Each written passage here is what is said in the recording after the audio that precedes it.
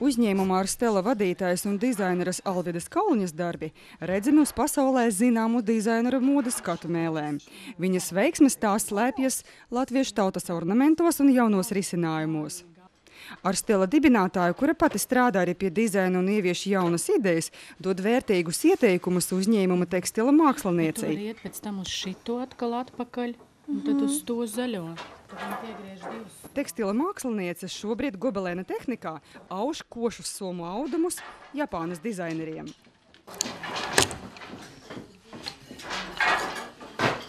Visgrūtākais ir saprast tieši to, ko it kā vajag darīt, tās krāsas, kā likt.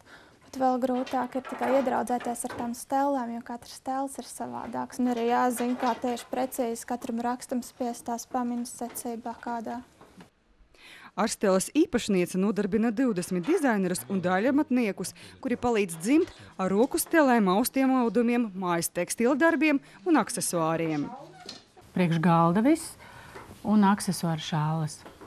Alvida rāda tekstīlijas darbus, kas ir ļoti pieprasītas Armani un Etro itāļu modes namos, kā arī Amerikā un Japānā. Ka mēs strādājam, teiksim, ar pasaulē atzītiem zīmoliem vai dizaineriem arī. Teiksim, Japānā mēs tagad strādājam ar vienu izcilu dizaineru, diezgan slavenu, ražojot viņiem somas.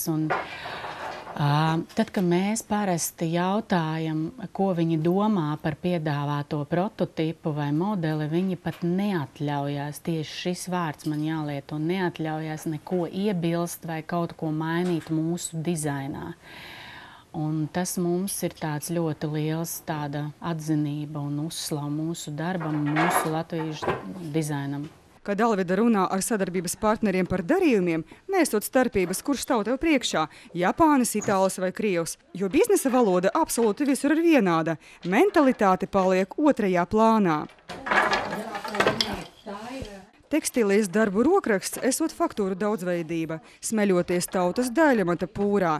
Tā savu pieprasījumu eksporta tirgu raksturo Arstelas vadītāja. Es izdomāju, ka šai lietai nedrīkst ļaut vienkārši noslāpt. Un es atradu ļoti daudz veiksmīgus audējus un tekstilu māksliniekus, ar kuriem mēs sākām šo ceļu. Latvijā šie ārzemēs pieprasīti tekstīlijas darbi ir iegādājumi tikai 2 veikalos Rīgā, taču mūsu valsts līmenī tie ir salīdzinoši dārgi. Runājot par nākotnes plāniem, tie saistās ar Krievijas un Itālijas tirgus iekarošanu. Natālija Valdniece, Ilmārs Roķis, LNT.